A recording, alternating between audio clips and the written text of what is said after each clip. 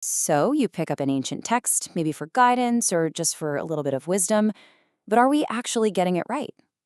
I mean, are we applying this ancient wisdom correctly to our modern lives? Or are our good intentions sometimes leading us way, way off track? Today, we're going to dive into how to read these texts without, well, making things up. And it all kicks off with a story. It's about a pastor who was searching for some direction, right? He reads a single passage of scripture and makes this massive, life-altering decision. We're talking moves his entire family across the country. But the question is, was it really a divine call, or was it a simple but pretty huge misunderstanding?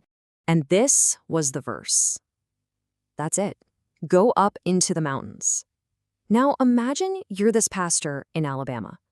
You read these words and it feels like a personal sign, like it's written just for you. He saw it as a clear command from God to pack everything up and head straight for the Rocky Mountains in Colorado. So how in the world do you tell the difference, right? How do we stop our own lives, our own circumstances, from bleeding into the text so much that we completely miss the point? Well, the answer is hiding in the context, the very part the pastor accidentally skipped over. Okay, check this out. Just before that line about the mountains, the text asks this question about living in paneled houses. And where was the pastor when he read this? He was sitting in his own room, surrounded by wood paneling. The connection felt so real, so immediate. He thought, wow, I'm living in comfort while maybe I'm supposed to be doing something else entirely. But here's the kicker. The instruction to go up into the mountains wasn't a call to move. Not at all. It was a command to gather resources, to go get timber, and then come back to rebuild the ruined temple. He took the verse completely out of its story and, well, missed the entire purpose. So, how do we keep from making that exact same mistake? The key is to zoom out, way out. We have to understand that every single passage, every verse, is just one small piece of a much, much bigger story. And to really see how this works in practice, we're going to walk through a completely different passage together, Ephesians chapter 2. By putting it in its proper place within the Bible's grand narrative, you'll see how its meaning just explodes and its true application becomes crystal clear. Okay, look at this. This timeline basically maps out the whole biblical story of reconciliation. It kicks off in Genesis with everything breaking apart, right? Then you have prophets like Isaiah promising that one day things will be put back together. And boom, right in the middle, there's Ephesians 2. This is the moment where that reconciliation actually starts on earth, and it all leads to the grand finale in Revelation. You see, Ephesians isn't just some standalone letter, it's a critical turning point in this epic saga. And this leads to a massive shift in thinking.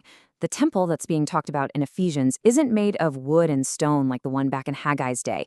No, this is a living temple, built out of people from divided groups who are now united into one single community where God's Spirit lives. I mean, that is a total game changer of a concept. Okay, so we get the big story, but how do we actually connect that ancient meaning to our world right now? We need a way to get from there to here. We need to build a bridge. And luckily, there's a really clear 3-step way to do it.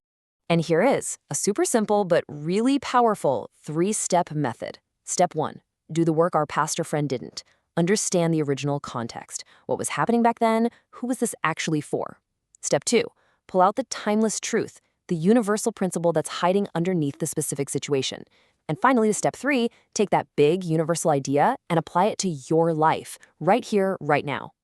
Let's try it with a really famous example, Philippians 4:13. You know this one. We often treat it like a kind of divine energy drink, a promise that we can pass that impossible test or get that promotion. But if we do step 1, look at the context, we see Paul is talking about being content. So the timeless principle, step 2, isn't about superhuman achievement. It's about finding strength to be okay no matter what's going on. And that leads to a much deeper, much more meaningful modern application. Now, to help us stay on track with this, we've got to avoid a few common traps.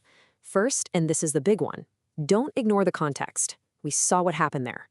Second, don't miss the big picture, the whole story arc. Third, don't treat every style of writing the same. A story isn't a law. A poem isn't a history book. And finally, avoid making lazy comparisons between their world and ours. And all of this brings us to the real heart of the matter. This whole careful process, it's not just some academic exercise to make us smarter readers. It's about something way more important than that. Here's the most crucial takeaway of all. We don't study a text just to find an application at the end. The application, letting the text actually change us, that's the whole reason we open the book in the first place. The goal isn't just information, it's transformation. You know, Dr. Dave Mathewson puts it perfectly. He says the process isn't finished until it gets a response from you, the reader. It's just not enough to understand what it says. We have to let it shape how we think, what we do, and how we live. So that leaves us with one final question to chew on. Let's think back to that pastor. His paneled house was the thing that made him see the text through the filter of his own life.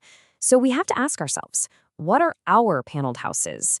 What personal stuff, what preconceived ideas might be distracting us, causing us to see what we want to see instead of hearing what the text really has to say?